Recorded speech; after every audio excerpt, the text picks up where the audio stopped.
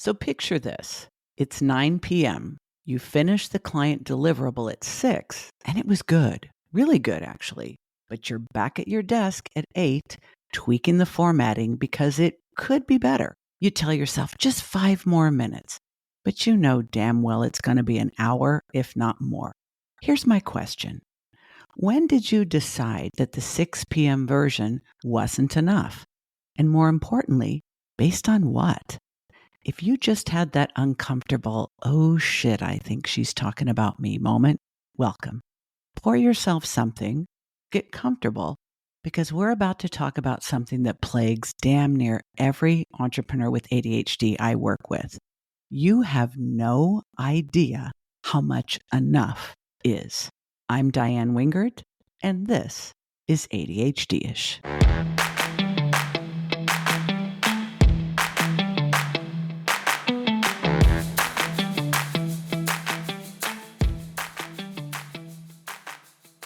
Here's what I see constantly. Smart, capable business owners who genuinely cannot tell when they've done enough. Enough research before making a decision, enough revisions before shipping the damn thing, enough service to satisfy the client, enough hours before calling it a day. And I want to be really clear about something. This is not about your work ethic. This isn't about being lazy or lowering your standards either. This is about the fact that your internal meter is broken, or more accurately, it was never properly calibrated in the first place. This is one of those not in the DSM features of ADHD that no one, including your therapist, warned you about. So you end up over-delivering on every project and training your clients to expect free extras, overworking to the point of diminishing returns because you can't tell when you've crossed that line, over researching decisions until the opportunity has passed you by, and over committing because you can't accurately estimate what things will cost you. And the fun part? Well, you're exhausted, resentful, and burned out. But everyone thinks you're crushing it because your work, it's exceptional. They don't see the 9 p.m. formatting sessions or the fact that you've included 6 bonus deliverables that nobody asked for and you ain't getting paid for either. This is the thing about entrepreneurs with ADHD specifically. And by the way, I'm including the self-diagnosed, the subclinical, the I have all the traits but never got tested crowd. We all tend to operate at the extremes. All or nothing. Everything or nothing. There's just not a lot of middle ground in our brains. If this isn't your first episode of ADHD-ish, you've probably heard me refer to it as full ass or no ass because we simply can't half-ass anything. So when it comes to effort, quality, service, research, we don't naturally land at sufficient. We blow past sufficient, wave at it in the rearview mirror, and keep on driving until we run out of gas. Now, this did not happen by accident. You didn't just wake up one day and decide, you know what? I'm going to make sure I never know when to stop working. There's a backstory here, and understanding it matters because it reveals what you're actually trying to achieve when you can't stop. I tend to see 2 main origin tracks, and you might recognize yourself in one or in both. First, there's what I call the overachiever track. You were the responsible kid, the reliable one, even with your ADHD, the one that parents and teachers could count on when other kids would drop the ball. Maybe you had siblings who were messier, less dependable, more chaotic, so you became the good one. In fact, it became your identity. And here's what happened next. You got rewarded for going above and beyond. Gold stars, praise, opportunities, scholarships, whatever the currency was in your world. So your brain learned above and beyond equals safety, value, acceptance, and belonging. Good enough? Well, that's for people that aren't like you. Except now you're 40-something, running a business, and you literally cannot locate the line between excellent and excessive because they've been the same thing your entire life. Then there's what I call the compensator track. This one's different. You spent years feeling like you were playing catch up, missing deadlines, forgetting things, losing shit, disappointing people, not to mention yourself, again and again and again. You knew you were smart, but the output usually didn't match. So you developed a strategy: overcompensate like a mofo. Do twice as much to make up for the inevitable ADHD fuck ups. Build in redundancy, over prepare, over deliver. I mean, it probably started as kind of an insurance policy. I might forget something, so I'll do a little extra just to cover my ass. But somewhere along the way, the insurance policy became your standard operating procedure. You're still paying premiums on a policy you might not even need anymore. But here's the thing both tracks have in common: you're not trying to be perfect. You're trying to be safe, safe from criticism, from disappointment, from being found out, from being too much or not enough or just plain wrong. And the strategy worked for a while, maybe a long while, but ultimately it's not sustainable. And I think that's why you're listening to this, even if you're kind of hating me a bit right now. It's okay. I'm wearing my big girl panties and I can handle it. So let's keep going and get to the good stuff, okay? So, with this in mind, I created something that I call the Enough Already framework, and I'm going to walk you through it today. The framework has 5 parts. 1, your never enough signature. This is where it shows up most intensely. 2, your origin story, so you know which of those 2 tracks I just described that you're on. 3, your calibration questions, which are domain-specific reality checks. 4, the enough algorithm, kind of like your decision matrix when you're stuck. And 5, the practice, how you actually build your enoughness muscle. Now, let me walk you through one section in detail so you can see how it works. And when I say detail, don't freak out. It's not that complicated, trust me. So, part 1 is your daily effort and output. This is where most of my clients will score the highest. Now, as I read through these next few items, I want you to rate yourself 1 to 5. 1 is the lowest, 5 is the highest. Ready? I regularly work past the point of diminishing returns. I feel guilty ending my workday if there's still something I could do. I judge a good day by how exhausted I feel, not the results. And I struggle to celebrate completion because there's always more I could have done.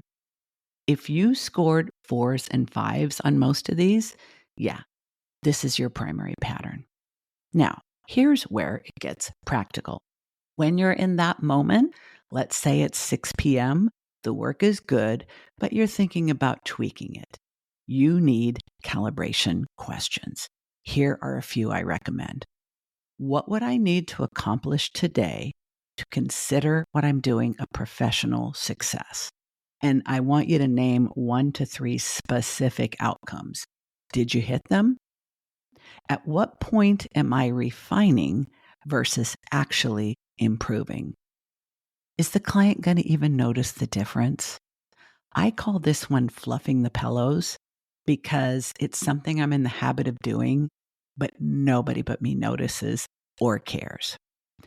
If I were paying myself by the hour, which if you're self-employed, you kind of are, would this extra hour be worth my rate? This one is brutal, but so effective. And what is the minimum viable version of excellence here? Not mediocrity excellence, just not the flawless version that no one expects or is paying you for. Now, these questions interrupt the automatic, just a little more loop and force you to think strategically instead of reactively or just by habit. Now we're going to talk about the enough algorithm.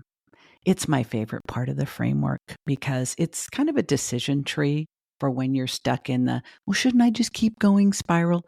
Because your brain's going to always tell you just a little bit more. So stop and ask yourself, first, Have I met the stated standard? And I mean the actual standard, not the one that you invented at like 11 p.m. or 1 a.m., long after you should have stopped. The one you agreed to, quoted for, promised, and are being paid for. If no, what's the smallest next action that'll get you there? If yes, move on to question 2. Second, will the next hour of effort create visible value, or am I just trying to manage my anxiety? Friend, this one requires brutal honesty. Because here's the thing, most of the time, we keep working not because the work needs it, but because we need the feeling of working. It soothes something in us. It proves something to us. It's also helping us avoid something. So if you're overworking to manage anxiety, I want you to stop and use a different anxiety management strategy. Get up and go for a walk. Call a friend. Journal, meditate, work out, whatever. More work is not the solution. And third, am I still working because I'm engaged and energized, or because I'm afraid to stop? There is a huge difference between a flow state and a fear state, and many of us don't recognize it. Flow state feels like possibility. Fear state feels like obligation. I want you to let that sink in and commit to practicing getting in touch with your body so that you can start to feel the difference. Now, it's going to take time because you've had this pattern for a long time. But remember, this pattern is learned. You were not born this way. And everything that is learned can be unlearned. Your nervous system will be so much easier to regulate by unlearning this pattern. If you're afraid, stop now. Because here's the thing your brain won't tell you. The fear will not diminish with more work. It'll just attach itself to the next thing that you're going to overdo. You ready for the fourth one? If this were someone else's work, would I think it's done? I mean, just pretend your colleague is showing you this exact same deliverable. Would you say, this is great, ship it? Or would you say, shit, I think you should start over? Or maybe just a little bit. You would tell them it's done 9 times out of 10. So if that's what you tell your friend, be a friend to yourself. It's done. Full stop. I want to give you a real client example. I have a client, let's call them Sam. Sam was creating a workshop for a corporate client. The contract specified a 2-hour workshop with a companion workbook for attendees. Simple enough, right? Well, by the time Sam came to our session, they had created a 4-hour workshop with a 40-page workbook, a pre-work assignment, a post-workshop email sequence, and was contemplating adding a follow-up group call. I cannot make this shit up. Now, none of this was requested by the client. None of it was going to be paid for by said client. Sam was doing it because they, quote, wanted to make sure they got value, unquote. So I asked them, do you think the client will feel they got value from a 2-hour workshop with a reasonable workbook? Sam paused. Probably, yeah. So who are you doing this for? The pause was longer this time. Me, I guess. I'm trying to prove I'm worth what they're paying me. There it is. I actually had to look away for a moment because I wanted to give Sam a chance to experience that truth without feeling self-conscious, even though it was me. We ended up using this framework, the same one I've been sharing with you, to help Sam see they were trying to solve an internal problem with external effort. The solution wasn't more deliverables. It was addressing the worthiness and enoughness question directly. Well, I'm happy to say that Sam delivered the 2-hour workshop with a 12-page workbook. The client was thrilled. gave them a testimonial, and even booked Sam for 3 more workshops. Turns out enough was actually enough. So here's how you can start working with this framework. I recommend that you pick one area, just one. Don't try to recalibrate your entire relationship with effort, research, service delivery, and boundaries all at once. That is the same old pattern talking. The more is better pattern. So I want you to pick the area where you scored the highest. Maybe it's daily effort. Maybe it's decision making. Maybe it's boundaries. Choose one. Then create a micro commitment for this week. If you need a script, let me give you this one. This week, I will stop work when fill in the blank is complete, even if I could do more. I want you to fill in that blank with something specific, like this week, I will stop work when I have completed my 3 priority tasks, even if I could do more. This week, I will stop researching when I have input from 3 trusted sources, even if I could find more options. I'm a big fan of 3, by the way. But whatever it is, make it specific and measurable because your brain will blow past anything vague. Then, and this is crucial, collect evidence. At the end of day 1, note, what did I stop doing that I would normally have continued? What dire consequence did I fear? Did it happen? What did I do with the reclaimed time or energy? Because here's what you're going to discover. The consequences you fear almost never materialize. The client didn't even notice that you didn't include multiple bonus deliverables. The decision you made with only 3 data points worked out fine. And the workday that ended at 5 instead of 9 actually didn't tank your business. And that evidence is what starts to recalibrate your enoughness meter. I want to leave you with this mindset shift because it's really the whole game. Enough isn't about lowering your standards. It's not about doing mediocre work, striving for the bare minimum, or simply not caring enough to do better. It is about directing your excellence strategically instead of indiscriminately. I want you to recognize that you have a finite budget of energy and attention. We all do. Every hour you spend polishing something, fluffing the pillows, polishing something that's already good is an hour you don't have to spend on something that actually moves your business forward. Every decision you delay because you think you need one more opinion or another few hours of research is an opportunity someone else is going to grab in your place. The goal isn't mediocrity. The goal is sustainability. And sustainability, showing up consistently, delivering excellent work without burning out, and being in business long enough to build a reputation, that is how your excellence actually matters. You can be the most talented person in your entire industry, but if you flame out in 3 years because you didn't calibrate what enough really is, your excellence doesn't compound, it just exhausts you. But it starts with recognizing that you don't have a problem with work ethic or standards or commitment. The problem is that nobody ever taught you where the line actually is. You've been running past it your entire life and wondering why you still don't feel like you're doing enough. Well, now you know.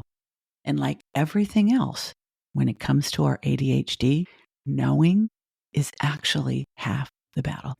Now, go reclaim your right to be and do enough. And I'll be back here again next week.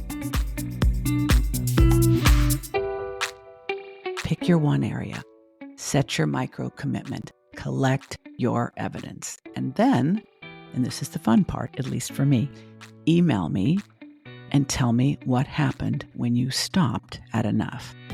I really want to hear your stories. I want to know what surprised you, what was harder than you expected, and also what was easier. Because here's the truth. You have been operating with a broken meter for a very long time. Recalibrating it is not going to happen overnight as much as we love our immediate gratification.